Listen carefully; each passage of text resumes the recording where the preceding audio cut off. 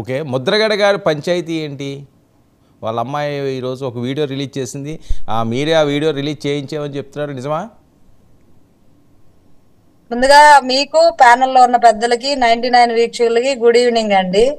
మేము ఎందుకు రిలీజ్ చేపిస్తామండి? ముద్రగడ గారు ఏం మాట్లాడుతున్నారో ఆయనకి మతిస్థిమితో లేకుండా ఆయన మెదడులో చిన్న మెదడు ఏమైనా చితికిందేవో పాపం ఆయన పేరు మార్చుకుంటా అంటే స్వామి భక్తిని చూపించచ్చు, కానీ ఈ రకమైన స్వామి భక్తిని అసలు ఆ కమ్యూనిటీలోనే భరించలేకపోతున్నారు. ఆ వచ్చిన తీవ్ర ఒత్తిడి ఆ కమ్యూనిటీలో వాళ్ళందరూ కాండ్రించి మహాన ఉమ్మేస్తుంటే దాన్ని రీమేక్ చేసుకునే ప్రాసెస్ లో భాగంగా ఏమన్నా తెర మీదకి వాళ్ళ కూతుర్ని దించారా అనేది ఒక అనుమానాస్పదమైన ఆలోచనగా కూడా కొంతమంది మేధావులు భావిస్తున్నారు. దీని వెనకైతే మేము లేవండి. ఎవరైనా స్వచ్ఛందంగా పవన్ కళ్యాణ్ గారికి సపోర్ట్ చేసి వాళ్ళ కూతురుతోటి ఆయనే తిట్టించుకోవడానికి ఈ రకంగా ప్లాన్ చేశారా? ఇదేం కొత్త వాదన? ఎందుకంటే కమ్యూనిటీ అంతా ఇప్పుడు వ్యతిరేకిస్తున్నారండి. రెడ్డి అని పెట్టుకోవాల్సిన అవసరం ఏంది? నీకు స్వామి భక్తి ఉంటే నువ్వు డైరెక్ట్ గా వాళ్ళ క్యాండిడేట్ ని, మీరు వైసీపీలో జాయిన్ అయ్యారు కాబట్టి ఆవిడని గెలిపించుకోండి. అంతేగాని ఆయన పర్సనల్ గా పవన్ కళ్యాణ్ గారు పర్సనల్ గా వచ్చి ఓడించకపోతే పేరు మార్చుకుంటాం, తరిమి కొడతాం, అలా ఇలాంటి మాటలన్నీ ఎలా ఉన్నాయంటే చూసే వాళ్ళకి చాలా చండాలంగా అనిపించాయి. అందుకని ఆయనకు బాగా ఒక రేంజ్ లో కమ్యూనిటీ పెద్దలు కానీ ఎవరైనా కానీ ఆయన్ని బాగా వ్యతిరేకించడం జరిగింది. ఆయన్ని బాగా తిట్టడం కూడా జరిగింది.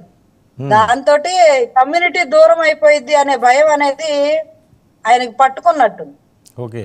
ఇప్పుడు దాకా నాయనకో నలుగురు ఉన్నారు, ముగ్గురు ఉన్నారు, ఎంతో మంది కొంతమంది ఉన్నారు అనే హోప్ ఉండేది. ఎప్పుడైతే ఆయన అలాంటి వ్యాఖ్యలు చేశారో దాంతో ఆ హోప్ పోయింది ఆయనకి. అంటే ఒక్కళ్ళు కూడా అతన్ని సపోర్ట్ చేసేవాళ్ళు లేరు. మళ్ళీ ఆయన బలాన్ని ఆయన మళ్ళీ పెంచుకోవాలి కదా. ఎంతో కొంతమంది 10 మందినైనా ఆ 10 మంది కూడా వ్యతిరేకించే పరిస్థితిలో ఉన్నారు కాబట్టి దాన్ని కూడగట్టుకునే ప్రయత్నం ఏమో అనుకుంటున్నారు. ఓకే, ఒక్క నిమిషం అండి. ఇప్పుడు వాళ్ళ ఫ్యామిలీలో నుంచి ఇప్పుడు ఆయన ఒకలా మాట్లాడారు, వాళ్ళ కూతురు మాట్లాడారు. సో ఆయనకు అనుకూలంగా ఉండే అనుచరులు కానీ ఎవరైనా ఆ అమ్మాయి బాగా మాట్లాడింది, అమ్మాయికి ఉన్న నాలెడ్జ్ కూడా ఈయనకు లేదు అని చెప్పి అక్కడక్కడే ఉంటారు. కానీ వాళ్ళు బయటకు వచ్చే అవకాశం కాదండి. వాళ్ళ అమ్మాయి అసలు అమ్మాయి మాట్లాడిన మాటలు మీరు విన్నారా? ఆవిడ ఏ వీడియో రిలీజ్ చేసిందో అని విన్నానండి. Okay, right. ఓకే, వింటే ఆవిడ కంప్లీట్గా వ్యతిరేకంగానే ఉన్నారు, పవన్ కళ్యాణ్ సపోర్ట్ చేస్తానని చెప్తున్నారు కదా ఆవిడ డైరెక్ట్గానే.